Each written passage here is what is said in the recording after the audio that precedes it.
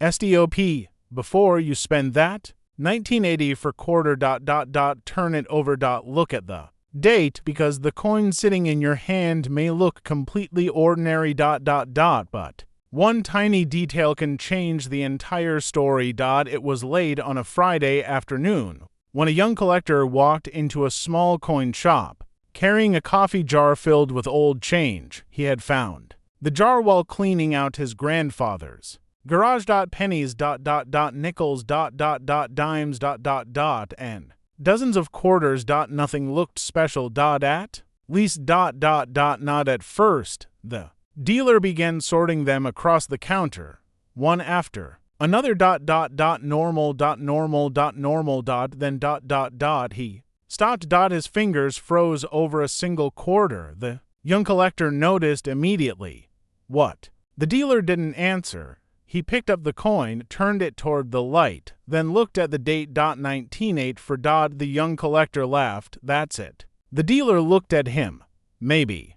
Maybe what? Maybe nothing. Or maybe you've just learned why collectors never judge a coin by its date alone. The young collector leaned closer. The dealer placed the quarter beneath a magnifying lamp. Suddenly ... the ordinary coin looked completely different. Every letter became enormous. Every tiny line was visible. The rim ... the portrait ... the lettering ... the mint mark ... everything could be inspected. The dealer explained that millions of 1980 for Washington quarters were made. So a normal circulated example usually isn't rare, but collectors don't only search for old dates. They search for something different. An unusual mint error. An exceptionally high grade. A dramatic strike. A coin that escaped the mint with something that wasn't supposed to be there. That's where the real excitement begins. The young collector looked at his coin again. So this could actually be valuable. The dealer smiled. That depends on what you're holding. Those words changed the atmosphere. The young collector suddenly remembered all the quarters sitting inside his family's old jars. How many had he spent without looking? How many had passed through his hands? How many had been sitting in drawers for years? He asked the dealer the question everyone asks, how much? The dealer shook his head. First ... we identify it, then ... we determine the condition, and only after that ... we talk about money. The young collector nodded. The dealer showed him auction records. A high-grade 1984p Washington quarter had reached $1,292.50 at auction in an MS-67 grade. Not millions. Not a guaranteed fortune, but enough to prove something. Importanta common-looking quarter can become interesting when its condition is extraordinary. The young collector stared at his own coin. It wasn't nearly that perfect. It had scratches, small marks, signs of circulation. But then ... the dealer noticed something else. Where did you say you found this? In my grandfather's garage. How long had the jar been there? I don't know. The dealer carefully turned the coin over. Then don't clean it. Why? Because people destroy potentially collectible coins by trying to make them look new. The young collector immediately put the quarter back into the holder. That night ... he returned home and opened every old coin jar in the garage. He began checking them one by one. 1987 ... 1979 ... 1991 ... 198 for ... he stopped. Another 1984 quarter. Then another ... then another ... 3 coins. Same year, different condition. He placed them side by side. The first was heavily worn. The second looked cleaner. The third ... looked unusually sharp. The young collector stared at it. Something about the third coin was different. He couldn't explain what. He grabbed a flashlight, turned it beneath the beam. The details appeared sharper. The lettering seemed stronger. The edges looked cleaner. His heartbeat increased. Could this be the coin? Could this ordinary-looking 1980 for quarter actually be the one worth keeping? He reached for his phone, then stopped. He remembered the dealer's warning. Don't rush. Don't assume. Don't clean. Don't believe every dramatic price claim. So instead, he opened a notebook. At the top of the page, he wrote 1984. Washington quarter underneath. One question. What makes this one different? And that question, was about to lead him into a world where a tiny minting mistake, could turn an ordinary quarter, into a collector's prize.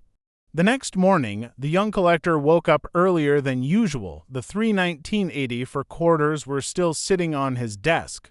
He had barely slept, not because he believed he had found a fortune, but because one question kept repeating in his mind. What made the third coin different? He picked it up, placed it beneath the lamp, and began looking at it again. First, the date, then the portrait, then the lettering, then the mint mark. Nothing obvious, nothing screaming rare, and that was exactly what made the search so difficult. Rare coins don't always announce themselves. Sometimes the difference is so small that thousands of people can look at the same coin and only one person notices. He grabbed a magnifying glass. Slowly he moved across the surface. Every detail came into focus. Tiny marks, small scratches, the texture of the metal. The edge. The lettering, he compared it with the other to 1980 for quarters. The difference became clearer. The third coin had stronger looking details, but was that enough? No. A coin can look good without being rare. A coin can be old without being valuable. And a coin can have an interesting story without having a huge market price. The young collector had learned that lesson. So he decided to take all three coins back to the dealer. The shop was quiet when he arrived. The dealer looked up. You came back. I brought something. He placed the 3 quarters on the counter. The dealer examined the first, then the second, then the third. He didn't speak. He changed the angle of the lamp, looked again, then picked up a small measuring tool. The young collector watched carefully. What are you checking? Everything. Why? Because one tiny difference can matter. The dealer continued examining the coin. Finally, he placed it down. This one is definitely the most interesting of the 3. The young collector's heart jumped. How much? The dealer smiled. You still haven't learned. Learned what? Never ask the price before you know what you're selling. He explained that the next step was authentication and grading. A professional grade could separate an ordinary circulated coin from an exceptionally preserved example. And if the coin had an actual mint error or variety, that could change the conversation completely. The young collector asked, could it be worth thousands? The dealer answered carefully, it could be worth more than face value if it has the right characteristics. But don't start imagining a fortune, let the coin prove itself first. Those words were important because the internet is full of photographs of ordinary coins with unbelievable price tags. Someone sees a 1980 for quarter listed online for thousands, and immediately assumes every 1980 for quarter must be worth thousands. That's not how coin collecting works. A genuine auction result, a specific variety, a specific grade, and a specific coin are not the same thing as every coin with the same date. The young collector understood, but he still couldn't stop wondering. What if this was the coin? The dealer suggested sending it to a professional grading service. The collector agreed. Days passed, then weeks. The quarter was no longer sitting in his garage. It was being examined by specialists. He checked the tracking information almost every morning. Finally, the package arrived. He held it for several seconds before opening it. His hands were shaking. He slowly opened the box. Inside was the 1980 for quarter, now sealed inside a professional holder. And beside it, the grading label. He stared at the number. The grade wasn't the unbelievable jackpot he had imagined, but it was respectable. The coin had survived decades in better condition than most examples he had seen. The young collector smiled. Then he noticed something. The dealer had been right. The condition mattered. A common coin in ordinary condition could be worth little more than its face value, but the same date in an exceptional grade could attract serious collector interest. He placed the graded coin on his desk. Then opened his computer. He began researching actual auction records. Not social media rumors. Not clickbait videos. Not photographs with giant $100,000 labels. Actual sales, actual grades, actual coins. The results surprised him. Some 1980 for quarters had sold for modest amounts. Others in exceptionally high grades had brought significantly more. And then he found the record. A 1984 P. Washington quarter graded MS-67 had sold at auction for $1,292.50. He stared at the number. More than $1,000 for a quarter, but the important part wasn't the number. It was the condition. The grade, the specific coin, the verified auction. That was the difference between reality and internet hype. He looked at his own quarter. Suddenly, he understood why serious collectors examine coins so carefully. A coin doesn't have to be ancient. It doesn't have to be made of gold. It doesn't have to be covered in diamonds. Sometimes, the value comes from surviving the minting process and decades of circulation. In extraordinary condition. But there was still something bothering him. His coin had another feature. A tiny mark near the lettering. He zoomed in. Could it be damage? Could it be normal, or could it be something created during the minting process? He grabbed his notebook. Under the first question, he wrote another. Is this damage or an error? And that question was about to take the 1980 for quarter story in a completely different direction. The question wouldn't leave his mind. Was the tiny mark damage, or was it something created at the mint? He looked at the 1980 for quarter again. Under normal light, the mark was almost invisible. Under magnification. It became impossible to ignore. He took photographs from different angles. Front. Back. Side. Then he compared them with photographs of other 1980 for Washington quarters. For hours. He searched, but the more he searched, the more confusing everything became. One website claimed a coin like his could be worth thousands. Another said the same type was common. A video showed a dramatic $10,000 headline. Another collector warned people not to trust exaggerated prices. The young collector finally closed the laptop. This is impossible. His grandfather smiled. Then stop looking for a price. What should I look for? The truth. That sentence changed his approach. Instead of searching for the highest number. He started searching for the exact identity of the coin. What mint produced it? What variety was it? What condition was it? Was the mark actually an error, or was it simply damage caused after the coin left the mint? Those questions mattered far more than any sensational headline. The next morning, he returned to the coin dealer. The dealer studied the photographs, then the actual coin. He looked at the suspicious mark, turned the coin over, checked the surrounding metal. Then smiled. I know what you're thinking. What? You're hoping this is a huge mint error. The young collector laughed. Obviously, the dealer nodded. Everyone does, but here's the problem. He pointed at the mark. Look at the edges. The young collector leaned closer. If this happened at the mint, the metal would usually show characteristics consistent with a minting event. But this, he paused, could simply be damage that happened after the coin entered circulation. The young collector felt disappointed, so it's nothing. The dealer shook his head. Not necessarily. Even if the mark isn't an error, the condition of the coin still matters. He explained that collectors often overlook the difference between a coin that is genuinely high grade and one that simply looks shiny. A cleaned coin can look bright, but cleaning can damage the original surface and reduce collector appeal. A naturally preserved coin can be much more interesting. The young collector looked at his coin. He suddenly remembered something. His grandfather's garage, the old coffee jar. Hundreds of coins thrown together. Could the quarter have been damaged there? Maybe. But then, why did it look so much better than the others? The dealer suggested one more test, compare the surfaces. The young collector placed the 1980 for quarter beside another circulated example. Under the lamp, the difference became obvious. His coin had fewer contact marks. The details were stronger. The surface looked more original. The dealer nodded. Now you're seeing it. The young collector smiled. So this one really is better. Yes. How much better?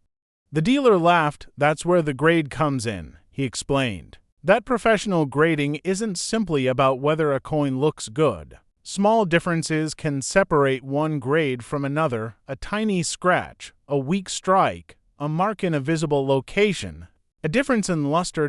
All of these can affect the final result. The young collector remembered the auction record he had found, the 1984 PMS67 example that sold for $1,292.50. That wasn't the value of every 1980 for quarter. It was the result for one particular coin in one particular grade. And suddenly, the young collector understood the real lesson. The money wasn't hiding in the date alone. It was hiding in the details. That evening, he opened the old coffee jar again. He spread every quarter across the table. He began checking them one by one. And then something unexpected happened. He found another 1980 for quarter. This one looked completely different. The surface was dull. The edges were worn. The date was barely visible. He placed both 1984 coins side by side. One looked ordinary. The other looked unusually well preserved. Same year, same denomination.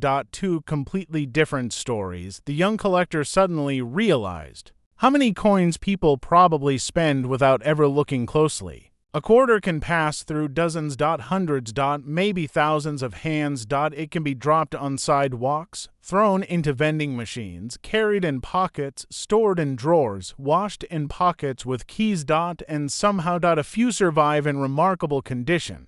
That's what makes the search exciting. Not every coin will be valuable. Most won't, but every time you look, you learn something. The next morning, the collector received a message from the dealer. Come to the shop. No explanation. Just for words. Come to the shop. The young collector immediately grabbed his notebook. When he arrived, the dealer was standing behind the counter. Beside him was a small magnifying lamp, and next to the lamp, a photograph. The collector looked at it. It was an extremely close image of the suspicious area on his 1980 for quarter. What's this? The dealer pointed to a tiny detail. Look carefully. The young collector leaned forward. At first, he saw nothing. Then he noticed it. A subtle shape, a tiny irregularity, something that didn't look exactly like ordinary damage. The dealer smiled. I'm not saying you've found a major error, but this deserves a closer examination. The young collector's heart started racing again because after all the searching, all the doubt, all the warnings, there was finally one thing they couldn't explain.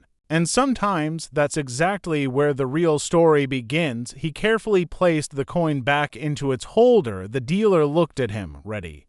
For what? To find out what you're actually holding. The young collector nodded.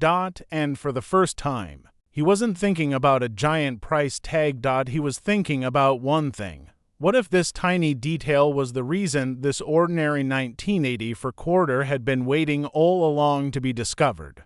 The coin was placed beneath the microscope. For the first time, the young collector could see the suspicious area in incredible detail. What looked like a tiny mark to the naked eye now appeared enormous. The dealer adjusted the light, moved the coin slightly, then stopped. Interesting. The young collector leaned forward. What?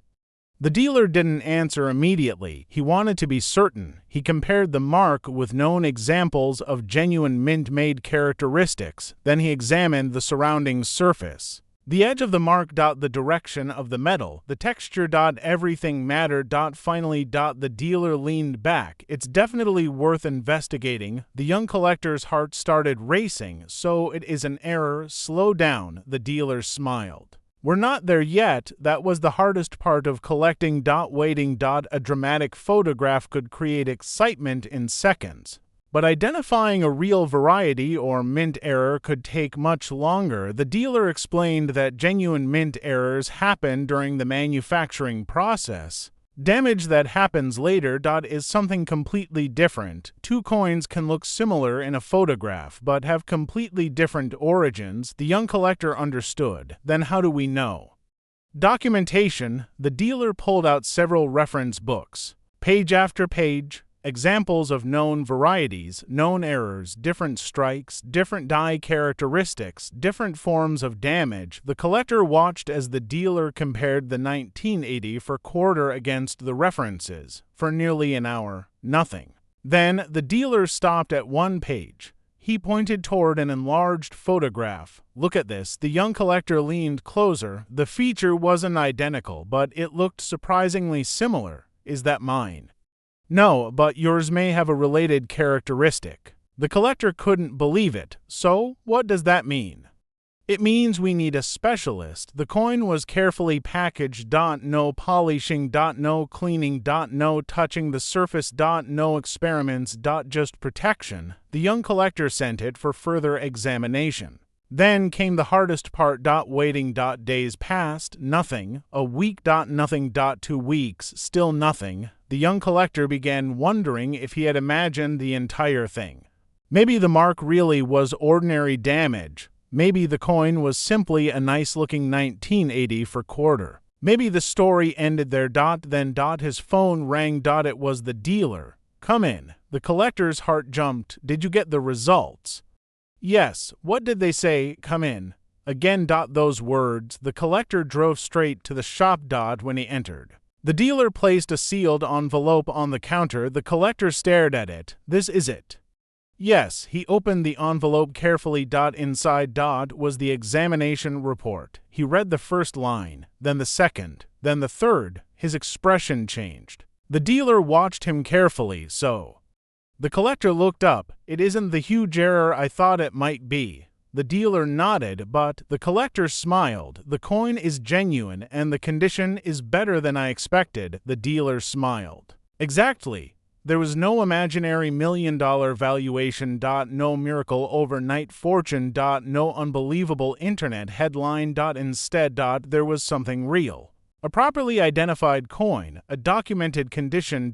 And a genuine collector interest. The young collector finally understood why professionals hate exaggerated coin stories. Because the real hobby is already exciting enough. You don't need to invent a fortune. You don't need to put a ridiculous number on the thumbnail. The truth is fascinating by itself. A coin struck in 1984 passed through decades of American history and somehow survived with unusually strong details that alone was worth investigating. The dealer showed him another example. A high-grade 198 for P. Washington quarter. It had sharp details. Clean surfaces, strong luster. And excellent preservation. The young collector looked at it. That's what mine could have become if it had stayed protected from the beginning.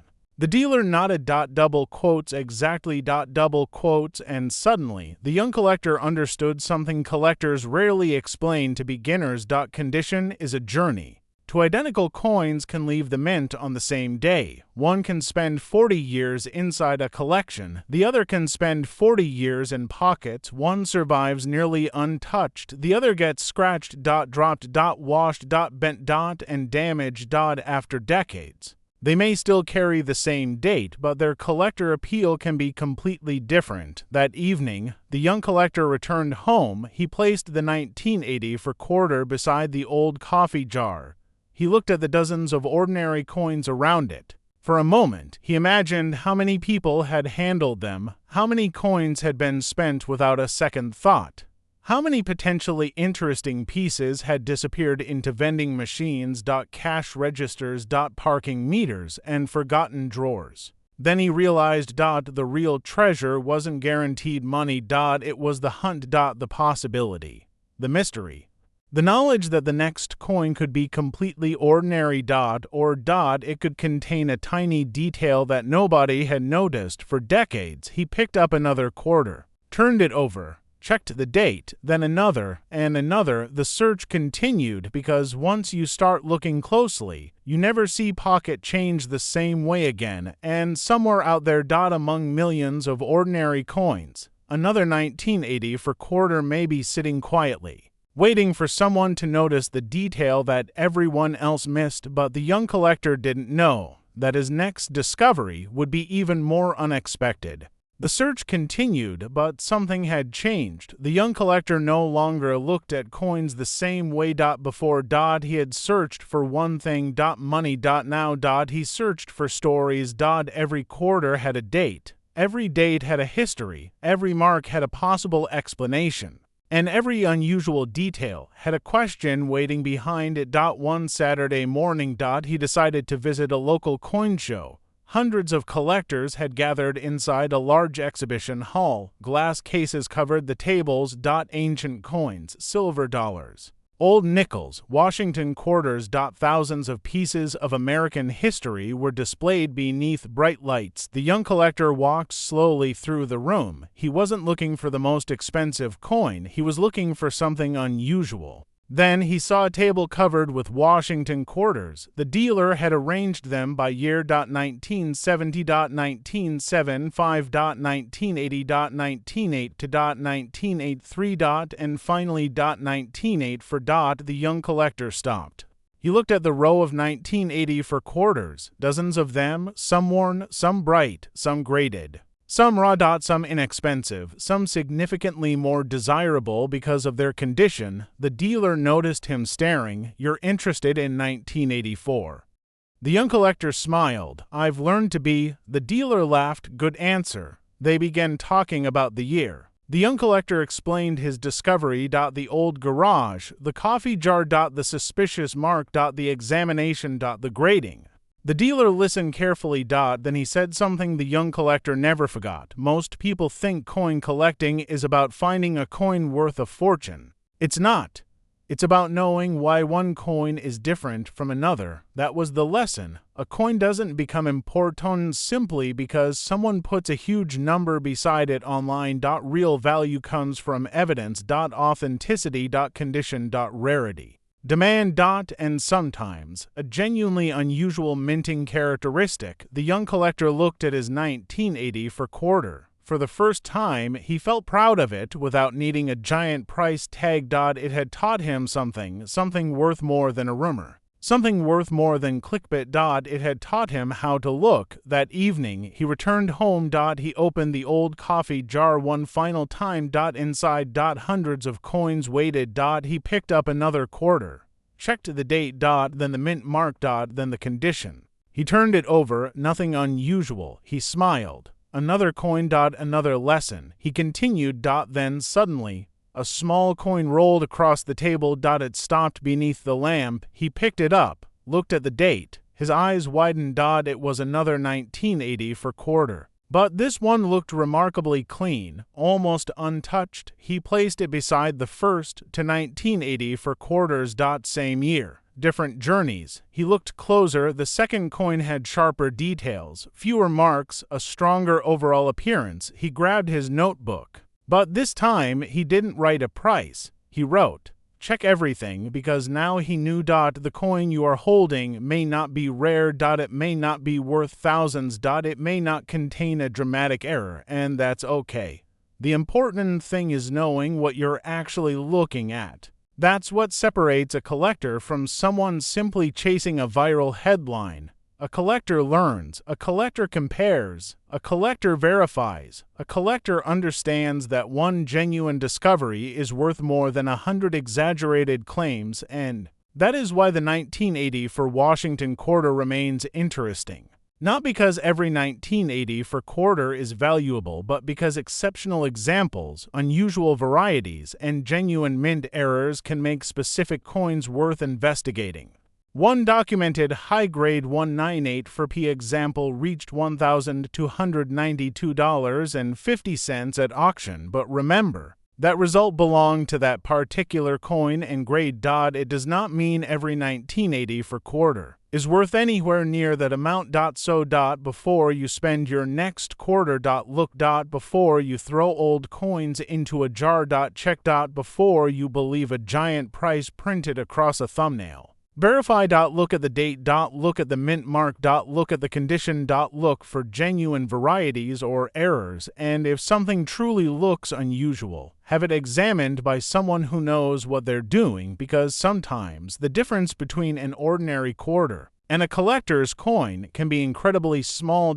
And sometimes the most interesting discovery isn't the one that makes you rich. It's the one that makes you curious. The young collector closed his notebook. He placed his 1980 for quarter safely inside its holder. Then he looked toward the old coffee jar. There were still hundreds of coins inside. Hundreds of dates, hundreds of stories. Hundreds of possibilities. He smiled.